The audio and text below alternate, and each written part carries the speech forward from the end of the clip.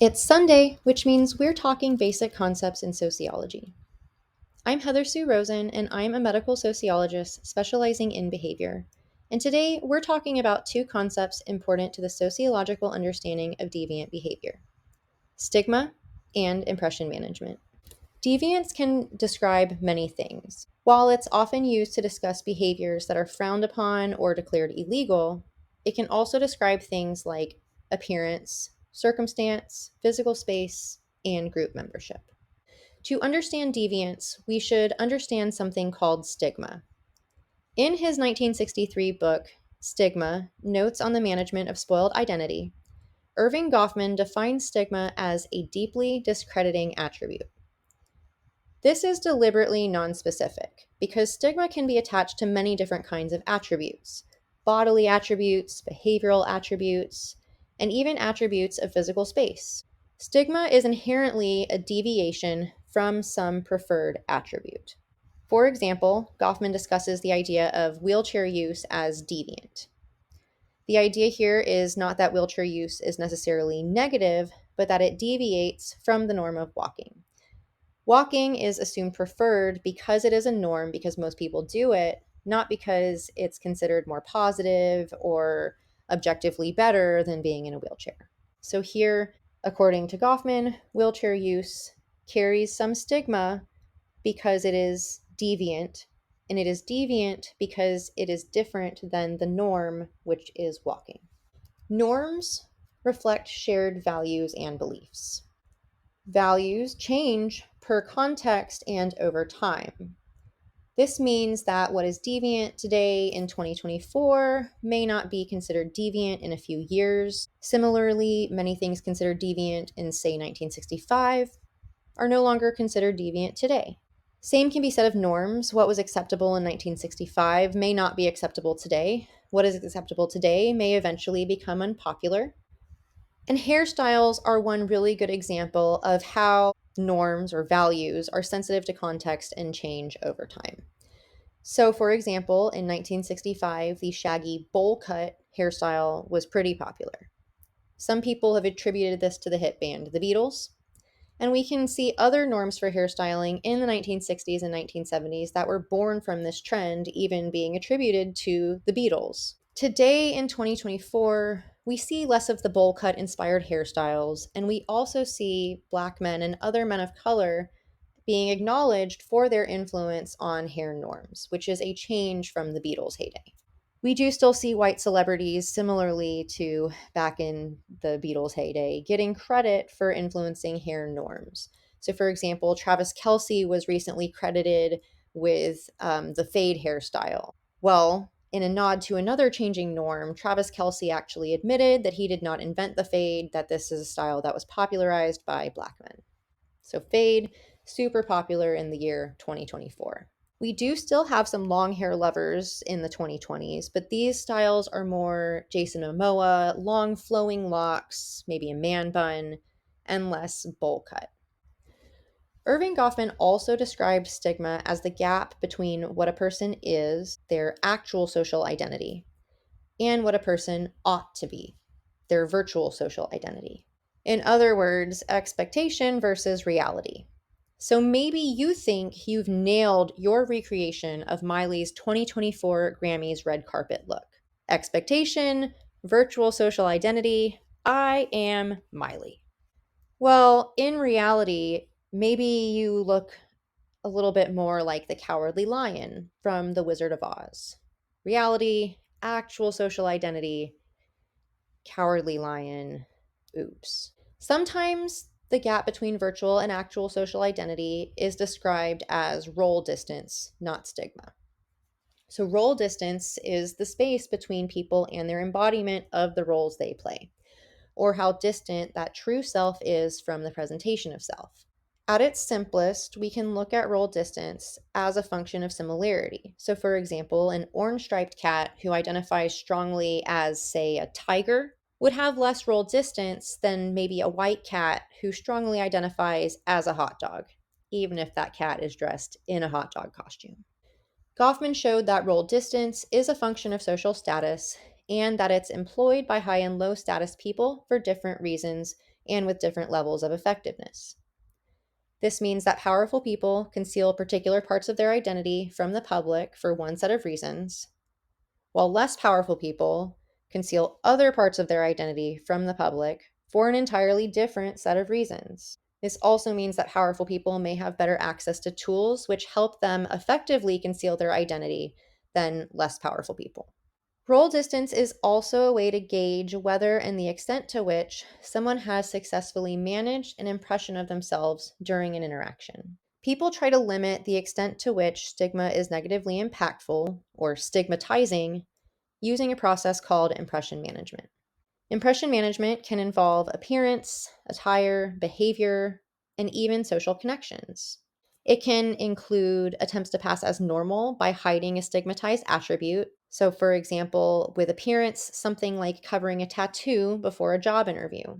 But it can also involve things that aren't appearance, things like adopting a new preferred or legal name, or taking actions to alter one's accent and patterns of speech, which are things that are often done to conceal nationality, immigration status, religion, race, ethnicity, gender, and even class background.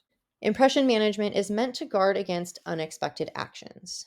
So, when you can conceal a stigmatized attribute, you can guard against these unexpected actions related to that attribute quite easily. So, for example, drinking a mocktail during pregnancy may serve to guard against invasive questions as to why you aren't drinking alcohol and inquiries as to whether you're pregnant, right? It appears as if you're just drinking.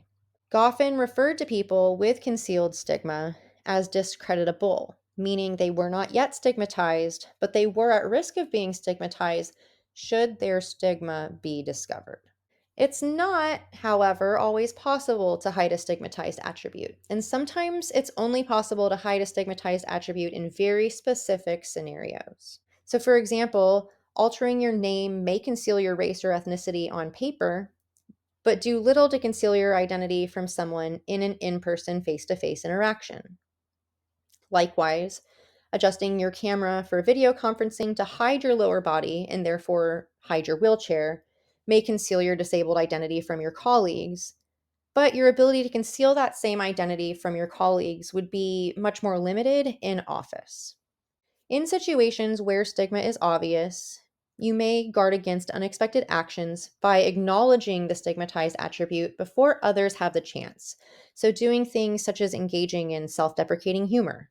Goffman referred to people with known stigma as discredited. So, Goffman differentiates between the two types of stigma. A discreditable stigma is concealed from audiences, while discredited stigmas are known to audiences. So, stigma always exists.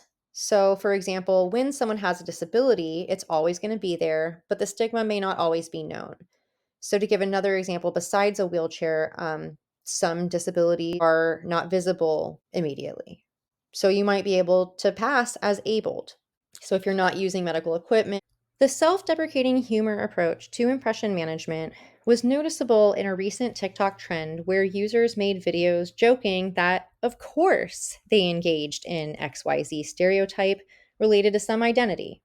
Some tackled highly consequential stigmas like disability. Let's watch. I'm disabled and I use a wheelchair. Of course, people stare at me. I'm disabled and I use a wheelchair. Of course, anytime I want to go somewhere new, I got to call to make sure it's accessible. I'm disabled and I use a wheelchair. And of course, after I have called and asked, is this place accessible for wheelchairs? And being told yes, we get there and find out it's not. It's not. I'm disabled and I use a wheelchair. Of course, people are going to think, girl, what's wrong with you? And then have the audacity, even though you're a stranger, to say, girl, what happened to you? I'm disabled and I use a wheelchair. Of course, you should not assume that my life is some sad story because I don't play. I get down. I have a good time, y'all. Golly. I'm disabled and I use a wheelchair. Of course, every time I go down to the altar for prayer, they think it's because I'm disabled and in a wheelchair. because there's not so many other things that I need prayer for.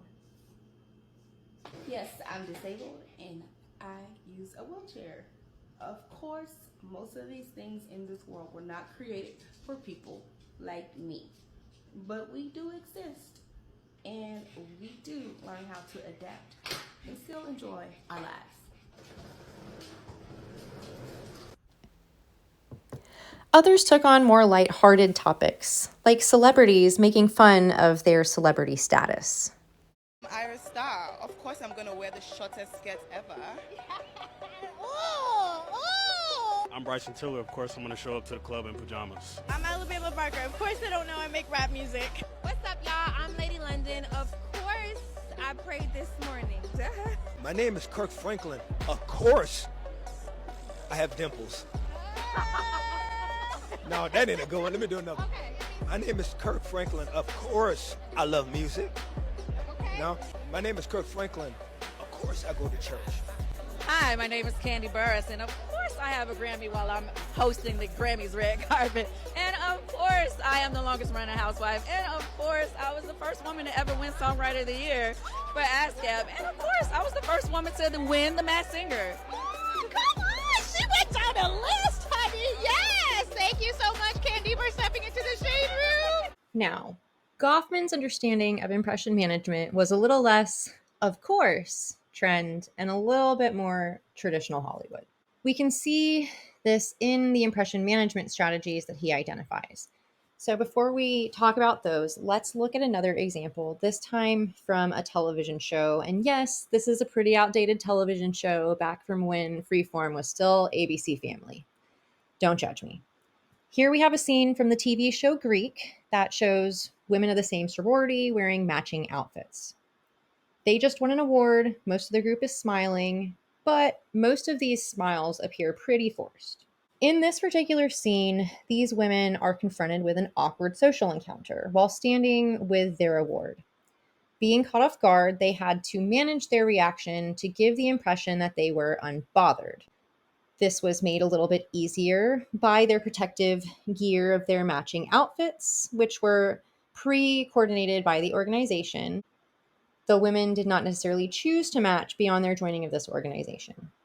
They're distinguished from another Greek organization by the color of their outfits, so pink and yellow, as opposed to in the background, we see some people wearing blue and white with some different symbols from their organization. Now, the strategies. Dramaturgical loyalty, preventing team members from identifying with those outside of the performance or fostering high in-group loyalty. Well, we make sure that everyone is a member of the sorority, that they, take oaths to become initiated into this sorority, and we're distinguishing ourselves from members of the other organization by wearing our colors, pink and yellow, and not the other colors, blue and white.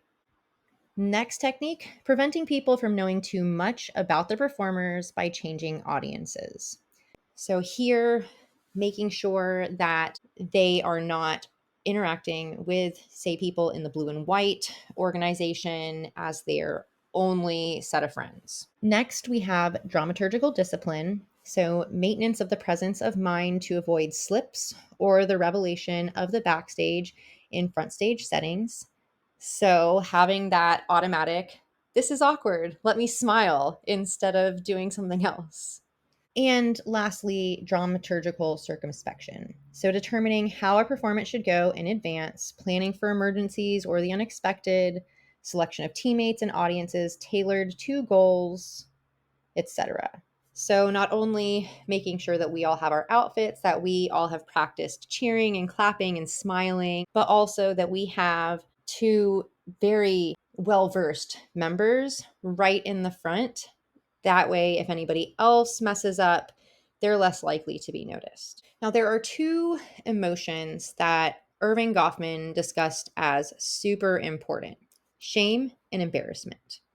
Managing shame and embarrassment is key to a successful interaction, which is why in this interaction, we want to appear unbothered, because if we get upset, that might be a little bit embarrassing or shameful.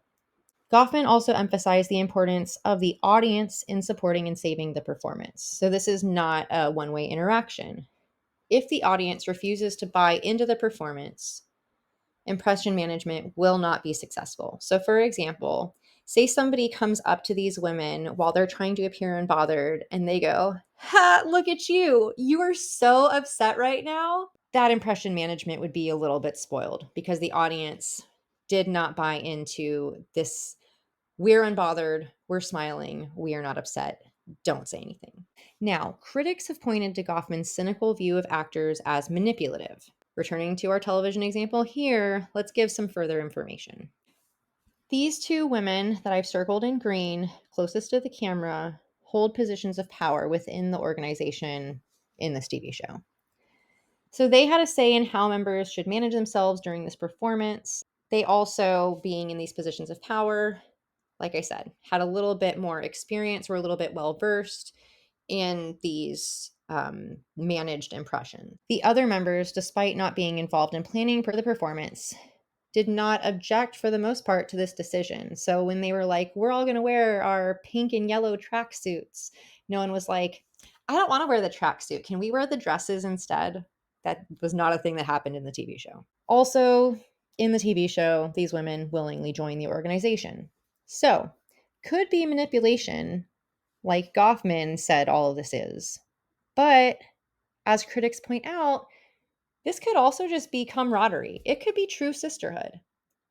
So, critics of Goffman point out the possibility for camaraderie without manipulation in impression management. So, to summarize, norms reflect shared values and are sensitive to context. Stigma is a deeply discrediting attribute. Stigma is a deviation from some norm. Stigma can describe the gap between virtual and actual social identity, or expectation versus reality, or role distance. If stigma is hidden, someone is discreditable until it is revealed.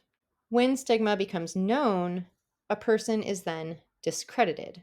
And finally, people use impression management to minimize the negative impact of stigma or how stigmatizing an attribute is.